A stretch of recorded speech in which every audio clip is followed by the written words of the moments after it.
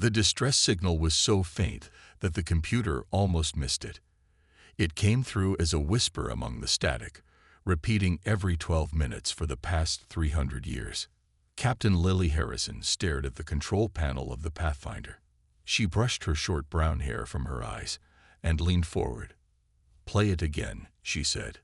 The sound that filled the bridge was like sand being poured over metal, strange clicks and hums that made no sense to human ears. "Whatever it is, it's not in any language we know," said Communications Officer Ben Collins. His fingers moved quickly over his screen. "But it's definitely artificial. Someone made this." Lily nodded. They were supposed to be mapping this sector and then heading home. Earth was expecting them back in 3 months. Investigating strange signals wasn't in their mission, but something about this one made her pause. "Send it to Dr. Wright. Tell him to drop whatever he's doing and work on this." Ben raised an eyebrow, but didn't argue. "Yes, Captain." Dr. Alan Wright was the best linguist on the ship. He had decoded 5 alien languages during their 3-year mission. If anyone could make sense of this signal, it was him. 3 days passed. The Pathfinder continued its mapping mission, but Lily found herself checking for updates from Dr. Wright every few hours. On the morning of the 4th day, her screen lit up with a message. "Need to see you." Translated the signal. She found Dr. Wright in his lab. His eyes were red from lack of sleep, and empty coffee cups surrounded his workstation. When she entered, he didn't even look up. "Did you figure it out?" she asked. Alan nodded slowly. "It took me longer than I expected. Their language structure is unlike anything I've encountered. But yes, I know what it says now." He paused. "You should sit down, Captain." Lily took a seat across from him. "That bad?" Alan pushed his glasses up and looked at her. "It's a distress call from a planet called Aldar. According to the timestamp, they've been sending it for over 300 years. He pressed a button, and a translated voice filled the room. "To any species capable of hearing this message, we beg for aid. We have nothing to offer but our gratitude. Our children are dying. No one has answered our call for generations. If you receive this, please help us." Silence filled the lab after the message ended. Lily felt a heaviness in her chest. "They've been asking for help for 300 years, she said quietly. "And no one came," Alan added. "Or if they did, they chose not to help." Lily stood up and walked to the window. Stars stretched out before her, countless points of light in the darkness. "Can you tell where it's coming from?" Alan nodded. "I've already sent the coordinates to navigation. It's about 2 weeks from our current position at maximum speed." 2 weeks would put us behind schedule." "Yes, Captain." Lily knew what Earth Command would say. The mission was to explore and observe, not to intervene. They were scientists, not soldiers or rescue workers. And yet, send a message to Command. Tell them we're investigating a distress signal and will be delayed in our return. Alan looked surprised. "They might not approve. Then they can tell me so themselves. By the time their answer reaches us, we'll already be at Aldar." Lily's face was set with determination. "Plot a course. Maximum speed." As the Pathfinder changed direction, heading toward the source of the ancient plea for help, Lily wondered what they would find. A civilization saved or lost. Survivors, or just the echoes of a dead world. All she knew was that someone had been asking for help for 3 centuries. And now, finally, humanity was answering. The Pathfinder dropped out of hyperspace near Aldar after 14 days of travel. The planet below was mostly blue and green, with 3 small moons circling it. It looked peaceful from space. But as they moved closer, the crew could see the scars. "Zoom in on that area," Captain Lily Harrison ordered, pointing to a dark patch on the main screen. The image grew larger, revealing a vast crater where a city might once have stood. Similar marks dotted the planet's surface. Some looked fresh, others were partly covered by new growth. "Scan for life signs," Lily said. Officer Ben Collins worked his station. "Getting readings, Captain. Population centers. But they're Strange. Most are underground. Few surface structures remain intact. Sam Mitchell, the ship's diplomatic officer, stood next to Lily.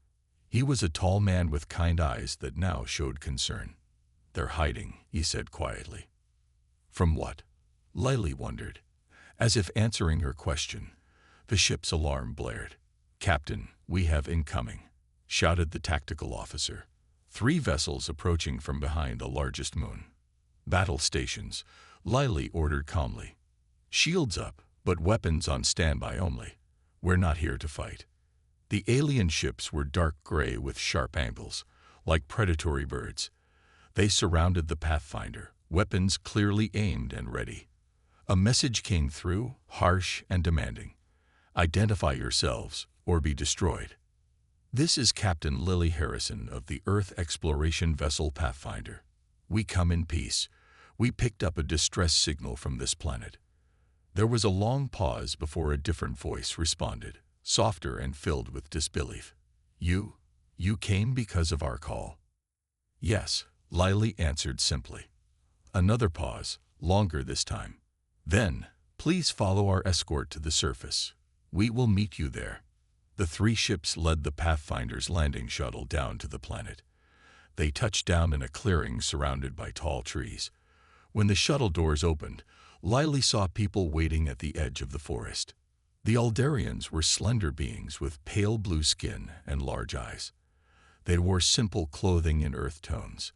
They looked cautious, almost afraid to approach. One Aldarian stepped forward. She was older, with silver streaks in her dark hair. "I am Elder Counselor Neri. Are you really here because of our distress call?" Sam Mitchell stepped forward and bowed slightly. "Yes, Elder. We intercepted your message and came to help if we can." Neri's eyes filled with tears. 300 years we have been sending that message. 300 years of silence. "Why didn't anyone come?" Lily asked. "Many know of our plight," Neri explained as she led them toward a hidden door in the hillside. "But all fear the Vorax." Inside the hill was a vast underground city. Thousands of Aldarians lived in homes carved from stone and soil. Children played in artificial parks, lit by glowing crystals that mimicked sunlight. "The Vorax Empire found us 5 centuries ago," Neri explained as they walked. "They take what they want from planets. Resources, people. They destroy what resists them. Why didn't you fight back?" Olivia Sanchez, the security chief, asked. "Our people chose the path of peace 1,000 years ago. We abandoned weapons. We thought others would respect our choice." Neri smiled sadly. "We were wrong." In a large chamber, the full council of elders waited. Lily and her team sat at a round table with them. "Why would you help us?" asked one elder. "You know nothing of our world." "Because you asked," Lily said. "Where I come from, we believe in helping those in need. You do not fear the Vorax." Sam spoke up. "We don't know them yet, but humanity has faced many dangers in our history." Neri looked at each human carefully. "The Vorax return every season to take more from us. They will come again soon." "Then we don't have much time," Lily said. "Tell us everything about them. If humanity is going to help you, we need to know what we're facing." Security Chief Olivia Sanchez moved silently through the forest. 3 other crew members followed her, each wearing camouflage suits that blended with the local vegetation. The Aldarians had told them where the Vorax usually landed their ships. Now Olivia needed to see it with her own eyes. "Stay low," she whispered to her team. They crouched behind thick bushes at the edge of a clearing. The Vorax had set up a mining operation there. Tall machines dug deep into the ground, pulling out bright blue crystals. Aliens with gray skin and armor worked the site. They were taller than humans, with 4 arms and eyes that glowed red in the shadows of their helmets. Olivia recorded everything with her small camera. She needed to understand how the Vorax operated if they were going to help the Aldarians. "Look at the workers," whispered Joe Garcia, one of her team members. He pointed to smaller figures moving heavy carts. Olivia zoomed in with her camera. The smaller workers weren't Vorax. They had different colored skin, green, purple, blue, and moved slowly, as if very tired. They're using slaves, Olivia realized, from different species. Back at the Aldarian underground city, Dr. Maya Gordon was learning about Vorax biology. The Aldarians had collected information over centuries of observation. They breathe a mix of oxygen and sulfur, explained an Aldarian scientist named Trell. Their home planet has active volcanoes that fill the air with sulfur compounds. Maya studied the diagrams. Their armor, is it just for protection? No, Trell said. It helps them breathe on planets like ours. Without it, they struggle in our air. Meanwhile, Chief Engineer Paul Dawson worked with Aldarian technicians to improve their defensive systems. You have good technology, Paul told them as he examined their equipment, but it's very old. We stopped developing new technologies when we chose peace, explained an Aldarian named Ven. We thought we wouldn't need weapons anymore. Paul picked up a device that created a force field. This could be 10 times stronger with a few changes. We can help you protect yourselves without having to fight. That evening, Captain Lily Harrison called a meeting with her senior officers and the Aldarian Council. Olivia showed the recordings from the mining site. They're stripping the planet of these crystals, Olivia explained. And they're using slave labor from other worlds to do it. Kelbium crystals, Elder Neri said sadly. They power Vorax ships and weapons. Our world has one of the largest deposits in this part of the galaxy. Dr. Maya Gordon shared what she had learned. The Vorax depend on their environmental suits when away from their homeworld. That could be a weakness we can use. We're not looking to hurt them, Lily reminded everyone, just to stop them from hurting the Aldarians. Sam Mitchell, who had been quietly listening, finally spoke. I think we need to understand why the Vorax do this. There's always a reason behind aggression. An alarm sounded before anyone could respond. An Aldarian rushed into the room. A Vorax scout ship has entered orbit. They've detected the Pathfinder. Lily stood up quickly. How long until they report back to their main fleet? Hours, maybe less, the Aldarian said. Then we don't have much time, Lily decided. Paul, speed up the defensive upgrades. Maya, I need options to disable Vorax systems without killing them. Olivia, prepare security teams. Lieutenant Commander Eric Rice, the tactical officer, stepped forward. Captain, we're just one ship. If the Vorax send their fleet. I know, Lily said, but the Aldarians have been asking for help for 300 years. We're not going to abandon them now that the situation is difficult. She looked around at her crew and the Aldarians. Humanity doesn't run from bullies. We stand with those who need us. Let's get to work. Outside, the first stars became visible as night fell. Somewhere up there, a Vorax scout was sending a message that would change everything. The humans had officially entered the conflict. The Vorax didn't wait long to respond. 3 large warships appeared in Aldar's orbit 2 days after the scout ship detected the Pathfinder. They were massive vessels with sharp edges and weapons pointing in all directions. They're hailing us, Ben Collins reported from his communications station on the Pathfinder's bridge. Captain Lily Harrison nodded. Put them through. A Vorax commander appeared on the main screen. His gray skin was marked with red lines that might have been rank indicators. All 4 of his arms were crossed in what seemed like a gesture of anger. Human vessel, the commander said in a deep voice. You are trespassing on Vorax territory. Leave immediately or be destroyed. Lily stood tall. This planet belongs to the Aldarians.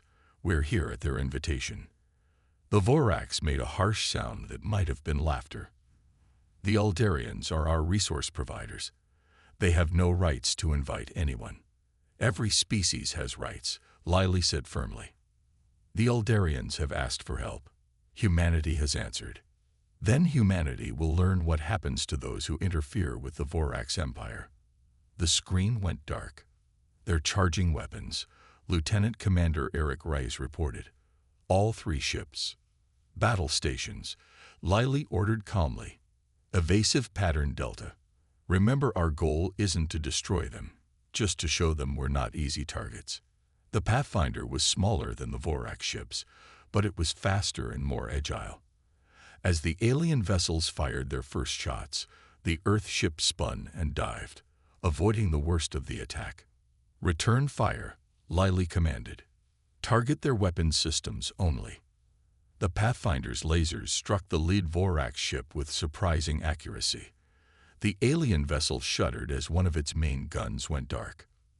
"They didn't expect us to fight back," Eric said with a small smile. The battle continued for 20 minutes.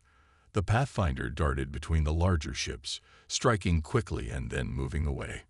Earth's technology was different from what the Vorax had seen before, and they struggled to counter it. "We've disabled the weapons on the first ship," Eric reported. "The second one has taken heavy damage to its engines. But the third Vorax ship managed to land a direct hit on the Pathfinder." The bridge shook violently. "Shields down to 30%. Paul Dawson called from engineering over the comm system. "We can't take another hit like that." Lily made a quick decision. "Target their command center. Full power." The Pathfinder's main laser fired, cutting through the third Vorax ship's bridge. The alien vessel didn't explode, but it stopped firing and began to drift. "The first two ships are pulling back," Eric reported. "They're retreating." A cheer went up from the bridge crew, but Lily silenced it with a raised hand. "This was just the beginning," she said. "They'll be back with more ships." Down on the planet, Sam Mitchell was helping the Aldarians prepare for what might come next. Thousands of them were moving deeper into their underground city, to areas that would be safe even if the surface was attacked. "Your captain actually fought the Vorax?" Elder Nari asked in amazement as reports came in from the battle. "She did what was necessary," Sam said. "But we can't defeat their entire empire with one ship." "No one has ever stood up to them before," Nari said. Her eyes shimmered with hope. "Even this small victory will be remembered for generations." Later that night, Lily, Sam, and the senior officers gathered with the Aldarian Council. Lieutenant Commander Eric Reyes presented his analysis. "The Vorax will return with a larger force," he said. "We can't beat them in a direct fight. But we don't have to." He displayed a map of the star system. "We can use hit-and-run tactics. Strike their supply lines, disrupt their operations, make it too costly for them to continue their attacks." "Fighting like this could take months," Olivia Sanchez pointed out. "I sent a message to Earth," Lily said. "I've requested reinforcements, but it will take time for them to reach us." She looked around at her crew and the Aldarians. "Until then, we fight with what we have." The Vorax think the Aldarians are alone and helpless. They're about to learn that humanity stands with those who need us. Outside, the stars continued their silent watch over Alder. For the first time in centuries, the people of this world weren't facing their enemies alone. Word spread quickly through nearby star systems. Humans were fighting the Vorax. A single Earth ship was standing against an empire that had terrorized this region of space for centuries. Most species didn't believe it at first. It seemed impossible. Communications officer Nicole Blackwell worked day and night at her station on the Pathfinder. She had discovered that several nearby worlds were monitoring the situation, staying hidden, afraid to get involved. "Captain, I've made contact with the Trell," Nicole reported one morning. "They're a nomadic trading species. They want to meet with us." The meeting took place on a small moon. Captain Lely Harrison and Sam Mitchell represented the humans. The Trell were tall beings with orange skin and 6 fingers on each hand. Their leader, a female named Dora, studied the humans carefully. "You actually damaged 3 Vorax warships," Dora said. "No one has done that in living memory." "We were protecting the Aldarians," Lily explained. "But why? What do you gain from helping them?" Sam spoke up. "Not everything is about gain. The Aldarians needed help. We could give it. It's that simple." Dora seemed puzzled by this answer. "The Vorax will send their main fleet next. You cannot win." "Maybe not alone," Lily agreed. But what if we weren't alone? What if all the species who fear the Vorax stood together? This idea sparked something in Dora's eyes. The Trell agreed to spread messages to other worlds. Soon, representatives from 6 different species came to Aldar. Captain Harrison organized a meeting in the large central chamber of the Aldarian underground city. Sam Mitchell presented their proposal. For too long, the Vorax have attacked one world at a time, Sam told the gathered aliens. Each species thought they were alone in their suffering. But look around this room. We all share the same enemy. A being with green scales and a long neck spoke up. The Vorax are too powerful. They have hundreds of ships. And between all our worlds, how many ships could we gather? Sam asked. How many warriors? How many minds working together could find solutions that one species alone could not? Slowly, the alliance took shape. 2 species offered ships immediately. Others provided resources or information about Vorax movements. The Trell revealed they had been secretly helping worlds rebuild after Vorax attacks for years. We never thought to fight back, Dora admitted. We just tried to heal the damage after they left. On the Pathfinder, Paul Dawson and scientists from 3 different species worked together to improve their technology. They found ways to combine Earth's engineering with alien designs, creating weapons and shields that were stronger than either could make alone. Even the Aldarians contributed. Though they would not fight, they taught the other species their ancient meditation techniques, which helped heal the mental wounds caused by years of fear and oppression. The Vorax hurt more than just bodies, Elder Nary explained to a group of alien visitors. They hurt souls too. That damage must also be healed. Within weeks, the Pathfinder was no longer fighting alone. A small fleet of 15 ships from 4 different species gathered in orbit around Aldar. They began training together, learning each other's strengths and weaknesses. Captain Harrison addressed the combined crews over a shared communication channel. Each of us comes from a different world. We have different bodies, different beliefs, different histories. But today, we share one future. The Vorax thought they could keep us divided and afraid. They were wrong. The Vorax noticed the growing alliance. Their raids on nearby systems increased, trying to frighten the rebellious species back into submission. But with each attack, more worlds joined the resistance. The humans became symbols of hope for beings who had known only fear for generations. A month after the first battle, the Vorax Supreme Commander sent a message to all planets in the region. Submit or be destroyed. This is your final warning. The Alliance's answer was simple. We are not afraid anymore. 3 months after the Pathfinder first arrived at Aldar, 5 new ships appeared at the edge of the system. They were large, powerful vessels with the Earth symbol on their hulls. The battle group was led by the carrier Resilience, under Admiral Frank Okonkwo. When Admiral Okonkwo's face appeared on the Pathfinder's main screen, Captain Lily Harrison felt tears in her eyes. Earth sent help, she said quietly.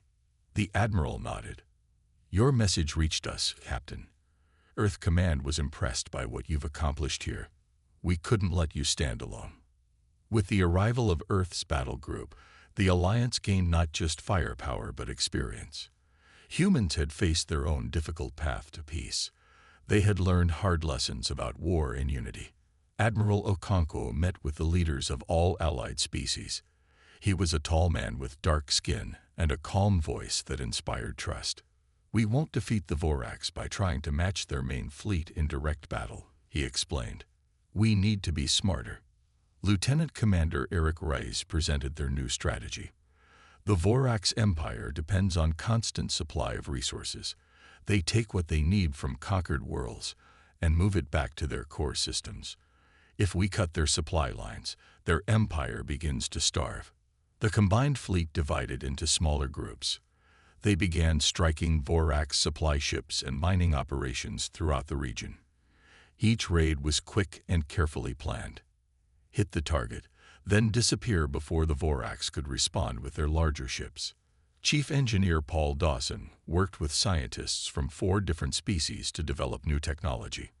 They created devices that could disrupt Vorax communication systems, leaving their ships unable to call for help. Their whole empire is built on tight control, Paul explained to the Alliance leaders. When we break that control, they don't know how to adapt. Dr. Maya Gordon made perhaps the most important discovery. Working with samples of Vorax biology, she found that they used a special chemical compound to control their slave populations. It's an addiction, she explained. They make their slaves dependent on this substance. That's how they keep them obedient. Maya's team created a counteragent that could neutralize the addictive compound without harming the slaves. Alliance ships began delivering it to labor camps throughout Vorax territory. Thousands of beings from dozens of species suddenly found themselves free from chemical control. Many joined the Alliance, bringing valuable inside knowledge about Vorax operations. The Vorax Supreme Commander, Vorla, grew increasingly angry as reports of rebellion spread across his empire. After 2 months of raids and losing multiple supply lines, he decided to end the resistance personally. The Supreme Commander's dreadnought has entered the Aldar system, Nicol Blackwell reported one morning. It's larger than any Vorax ship we've encountered, and it's not alone. 20 Vorax warships accompanied the dreadnought. It was the largest force the Alliance had faced. They're transmitting a message, Nicol said. The face of Supreme Commander Vorla appeared on screens throughout the Alliance fleet. He had dark gray skin with deep red markings covering his face. His 4 arms were decorated with the weapons of conquered species. This rebellion ends today, Vorla announced. Your planets will be stripped of all resources. Your people will serve the Vorax for generations to pay for this insult. Admiral Okonkwo and Captain Harrison exchanged a look. This was the moment they had been planning for. All ships, take your positions, the Admiral ordered. The Alliance fleet, now 50 vessels strong, moved into formation around Aldar. Earth ships formed the center, with allies on all sides. They were still outnumbered, but they had something the Vorax didn't understand. Supreme Commander, Admiral Okonkwo responded, you should know that we've studied your tactics, your supply lines, and your biology. You're not facing frightened worlds anymore. You're facing an alliance that has decided to be free. As the Vorax fleet advanced, the trap was ready. The Battle of Aldar Prime was about to begin. The Battle of Aldar Prime did not begin as the Vorax expected. As their fleet moved toward the Alliance ships, they suddenly lost all communication between their vessels. The devices Paul Dawson had created were working. Their ships can't talk to each other, Eric Rice reported from his tactical station. They're confused. Captain Lily Harrison watched as the Vorax fleet broke formation, each ship trying to figure out what to do without orders from their Supreme Commander. Now, Admiral Okonkwo ordered. Alliance ships moved in perfect coordination. Small fast vessels darted between the larger Vorax warships, firing precise shots at engines and weapon systems. The Earth ships formed a tight group and headed straight for the dreadnought where Supreme Commander Vorla waited. On the surface of Aldar, Sam Mitchell and Elder Neri watched the battle through a large display in the underground city. Thousands of Aldarians gathered to see the fight for their freedom. For generations, we sent our pleas to the stars, Neri said softly. No one came to save us until humanity arrived. Sam smiled. And now we all stand together. In space, the battle raged for hours. Vorla's dreadnought was powerful, but the Alliance had studied Vorax weaknesses carefully. They targeted the ship's environmental systems, making it harder for the Vorax to breathe in their own vessel. Their shields are failing, Nicol Blackwell reported. And I'm picking up unusual movement inside the dreadnought. Maya Gordon's team had released their counteragent into the dreadnought's air filtration system. The slaves on board were breaking free from chemical control. Chaos spread through the massive ship as former slaves fought their captors.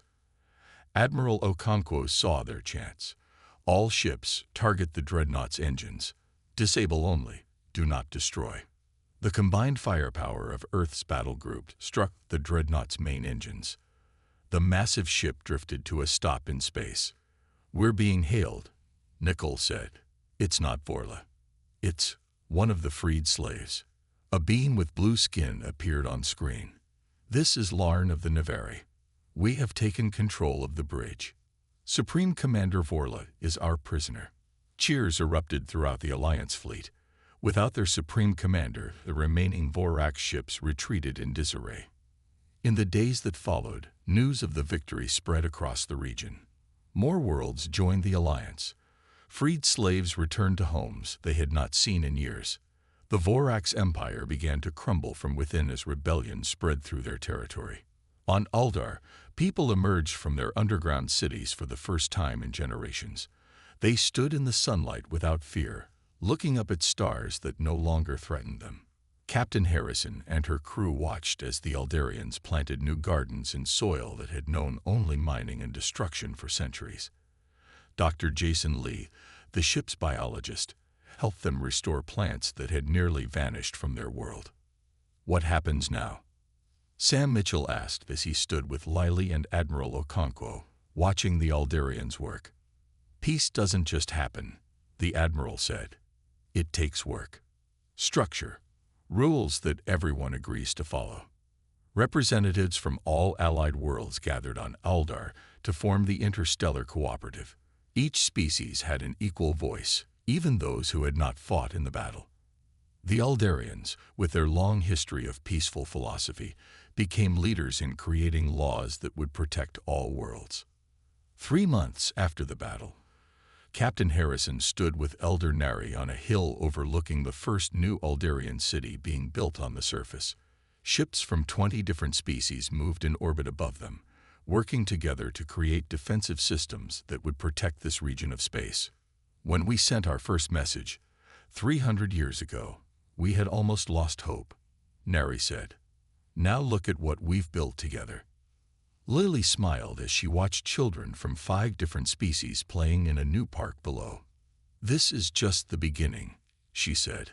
"A beginning that would never have happened without humanity," Nari added. "You heard our call when no one else would listen." As the sun set over the new city, lights began to shine from homes and streets. For the first time in centuries, the people of Aldar slept without fear, knowing they were not alone in the universe.